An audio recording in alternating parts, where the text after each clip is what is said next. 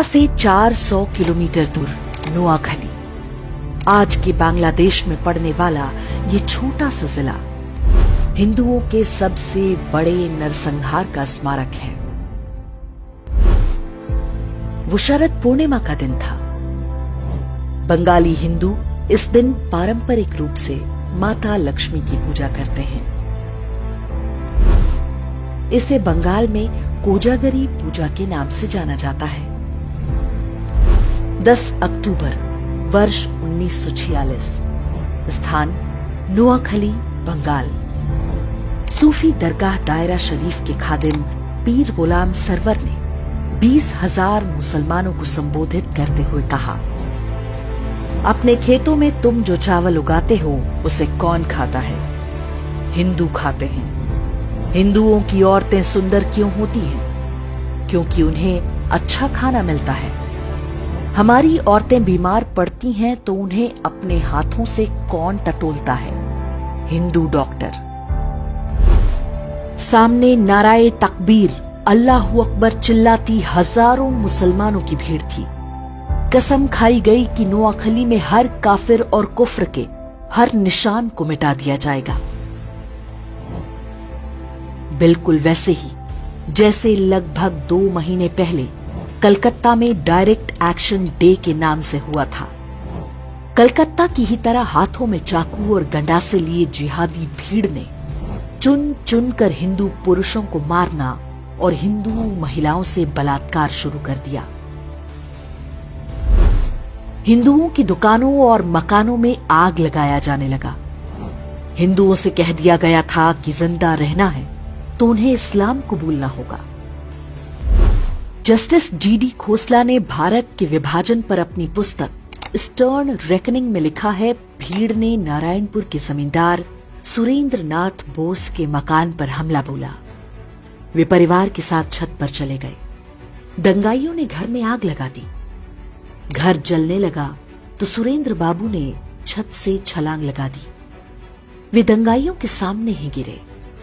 उन्मादी मुसलमानों ने उनके शरीर के टुकड़े टुकड़े कर डाले और उनका कटा हुआ सिर पास में ही खड़े पीर गुलाम सरवर को भेंट किया। ऐसा नहीं है कि नोआखली के हिंदुओं ने प्रतिरोध नहीं किया।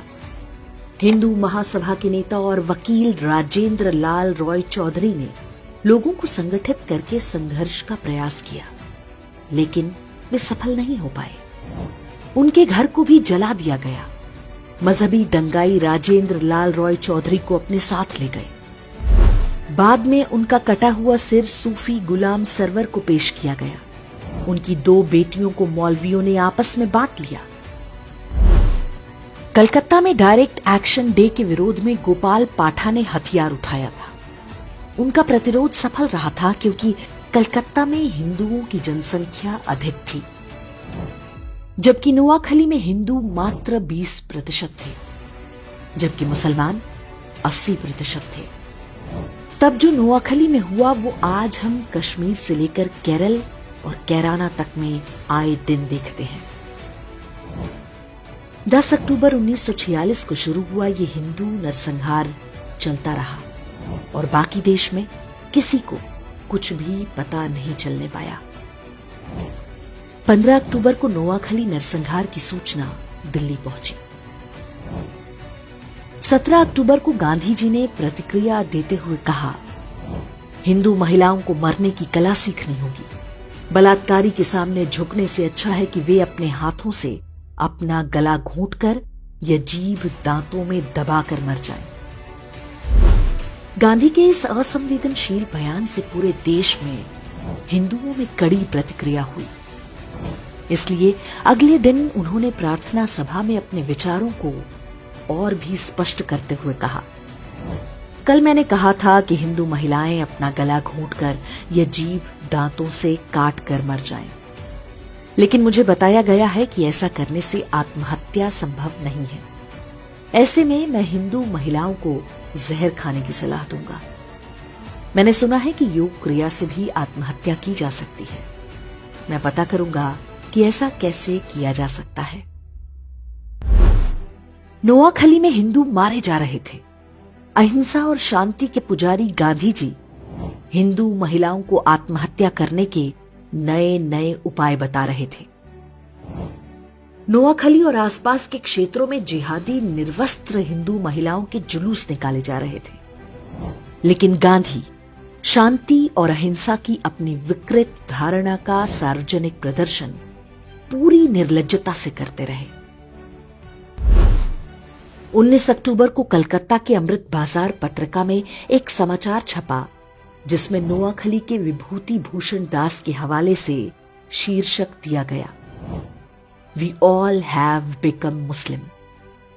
इसमें बताया गया कि नोआखली में अधिकांश हिंदू पुरुषों को काट डाला गया है, महिलाओं और बच्चों को जबरन मुसलमान बना दिया गया, उन्हें गोमांस खिलाया जा रहा है और 5 वक्त नमाज पढ़ने का आदेश दिया गया है। बंगाल के तत्कालीन गवर्नर ने भी अपनी रिपोर्ट में इसकी पुष्टि की। नोआखली में जिन पुरुषों की हत्या की गई, उनकी विधवाओं का निकाह उनके ही पति के हत्यारे के साथ पढ़वाया गया।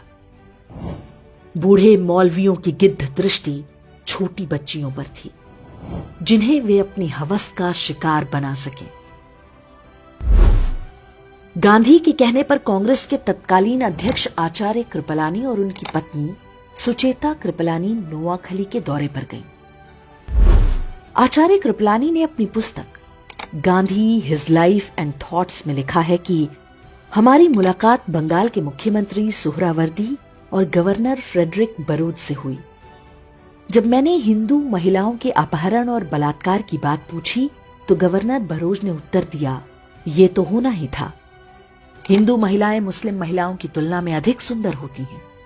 मेरा मन किया कि मैं उन्हें वहीं पर पीट दूं, लेकिन मैंने खुद को रोक लिया। सुचेता कृपलानी ने कुछ हिंदू महिलाओं को बचाकर राहत कैंपों तक लाने में सफलता पाई। पीर गुलाम सरवर हुसैनी इस बात से इतना भड़क गया कि उसने फतवा जारी करके कहा कि जो भी सुचेता कृपलानी के साथ बलात्कार करेगा उसे गाजी की उपाधि दी जाएगी। इसका परिणाम हुआ कि सुचेता कृपलानी हर समय अपने साथ जहर का कैप्सूल रखा करती थी। नोआखली नरसंहार शुरू होने के पूरे 1 महीने बाद गांधी ने वहां का दौरा किया। वे सबसे पहले पास के तिपरा नाम के स्थान पर गए। यहां दंगा पीड़ित हिंदुओं के लिए राहत शिविर चला रही सुचेता कृपलानी के साथ गांधी की मुलाकात हुई। उनके काम से खुश होने के बजाय गांधी जी ने सुचेता कृपलानी से कहा कि कैंप में रह रही हिंदू महिलाओं को निशुल्क खाना ना दिया जाए, बदले में उनसे काम कराया जाए। गांधी जी ने सुचेता कृपलानी को यह निर्देश भी दिया कि वे इन हिंदू महिलाओं से कहें कि वे वापस अपने गांव में जाकर मुसलमानों के साथ मिलजुल कर रहें, चाहे उनकी जान ही क्यों ना चली जाए। नाथूराम गोडसे और उनके मित्र नारायण आप्टे भी तब नोआखली गए थे। वहां पर वे राहत कैंपों में रह रहे हिंदुओं की सेवा करते थे। गोडसे और आप्टे ने वहां जो कुछ देखा और गांधी की बातें सुनी, ये कहना गलत नहीं होगा कि वही आगे चलकर गांधी की हत्या का कारण बना होगा। काशी हिंदू विश्वविद्यालय के संस्थापक महामना मदन मोहन मालवीय ने नोआखली में हिंदुओं के नरसंहार और महिलाओं से बलात्कार के वृतांत सुने तो उन्हें गहरा सदमा लगा। इसी कारण 12 नवंबर 1946 को उनका निधन हो गया। स्वतंत्रता के बाद बंगाल के पहले मुख्यमंत्री बने प्रफुल्ल चंद्र घोष ने अपनी पुस्तक Gandhi as I saw him में लिखा है, गांधी जी ने एक युवा से पूछा कि नोआखली में हिंदुओं और मुसलमानों की जनसंख्या का अनुपात क्या है। युवा ने उत्तर दिया, हिंदू 20% हैं और मुसलमान 80%। गांधी जी ने पूछा, जमीनें किस अनुपात में हैं? युवक ने बोला, 80% जमीनें हिंदुओं की हैं और 20% मुसलमानों की। तब गांधी ने कहा, संघर्ष का असली कारण यही है। अर्थात जिस व्यक्ति को राष्ट्रपिता बताकर देश पर थोप दिया गया, उसने जिहादियों के हाथों हिंदुओं के नरसंहार को आर्थिक असमानता से जोड़ दिया। जबकि नोआखली में रहने वाले हिंदुओं में बड़ी संख्या अनुसूचित जातियों की भी थी। ये लोग बहुत निर्धन थे। जिहादियों ने उनके भी पुरुषों की हत्या की और महिलाओं के साथ बलात्कार किया। लेकिन गांधी का ध्यान केवल जिहादी हिंसा का बचाव करने पर था। इसमें वो बहुत हद तक सफल भी रहे। स्कूली इतिहास की पुस्तकों में भी नोआखली नरसंहार को अमीर और गरीब के संघर्ष की तरह दिखाया जाता है। आज भी देश में अधिकांश लोग नहीं जानते कि नोआखली में क्या हुआ था और कैसे। वही हत्यारी मानसिकता आज भी देश भर में फल फूल रही है। 15 अगस्त 1947 को देश स्वतंत्र हो गया। बंटवारे में नोआखली पूर्वी पाकिस्तान के हिस्से में चला गया। वहां पर हिंदुओं का नरसंहार जारी रहा। अब तो कोई रोकने टोकने वाला नहीं था। आधिकारिक आंकड़ों के अनुसार इस नरसंहार में 5000 हिंदुओं की हत्या हुई। हालांकि दावा किया जाता है कि वास्तविक संख्या 50,000 से कम नहीं होगी। वर्ष 1946 में नोआखली में लगभग 4 लाख हिंदू रहते थे। उनमें से 95% को बलपूर्वक इस्लाम कबूल करना पड़ा। शरद पूर्णिमा या कोजागरी के दिन माता लक्ष्मी के 8 रूपों की पूजा की जाती है। इन्हें अष्टलक्ष्मी कहते हैं। इनमें से एक रूप वीर लक्ष्मी का है।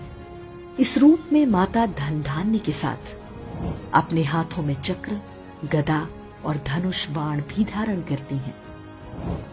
ये संदेश है कि धन तभी तक सुरक्षित है जब हाथों में शस्त्र और शास्त्र दोनों हों।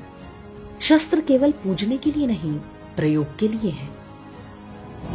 चारों ओर से असुरों से घिरा हिंदू समाज जब तक इस बात को नहीं समझेगा, नोआखली जैसे नरसंहारों के लिए अभिशप्त रहेगा।